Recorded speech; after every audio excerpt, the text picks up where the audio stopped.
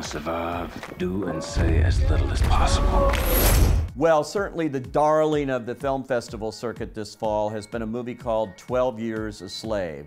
And it's kind of unusual in that way. It won the Audience Award at the Toronto Film Festival, and this is not an easy movie at all to watch. It is uncommonly brutal. It is unflinching. The director, Steve McQueen, actually takes no prisoners with this movie. Oh, you know something. I did as instructed. There's something wrong. It's wrong with the instructions.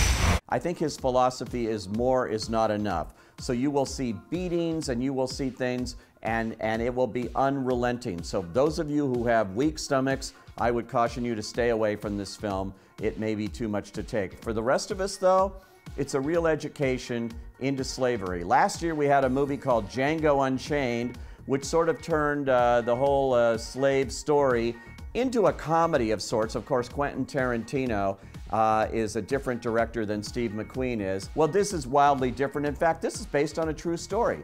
Pre-Civil War book that was published called 12 Years a Slave. Well, this book has largely been forgotten and was rediscovered by Steve McQueen when he was looking to do a film about slavery, because Hollywood rarely tackles this subject. So he found this book, which he says was like finding the Diary of Anne Frank all of a sudden, a real revelation. And he's made a really powerful movie that is, like I said, hard to watch, but hard to ignore. And that servant that don't obey his Lord shall be beaten with many stripes. That's scripture. And one of the reasons it works so well is some extraordinary performances led by Chiwetel Ejiofor, who plays Solomon Northup, and he plays him with dignity and power, and you really, really, really root for this man who goes through hell on earth. You ain't a free man. You're nothing but a Georgia runaway. But he's not the only fine actor in this. Michael Fassbender is truly vicious as a slave owner, owns the plantation, and his wife, Sarah Paulson, equally good too.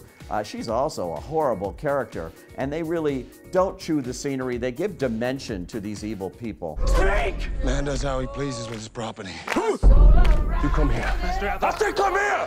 I thought they were exceptional, both of them. Alfre Woodard's in this, Paul Dano, Paul Giamatti. Brad Pitt also has a small role in it, but he also produced the film through his production company. But the performance in this movie, the one to look out for, is a new actress by the name of Lupita Nyong'o. Listen to that name. You will hear it at the Oscars. She has never made a movie before. She's out of Yale Drama. She is heartbreaking. And what she goes through in this film, nobody should have to go through, either as an actor or a human being. It's an extraordinary performance in an extraordinary film.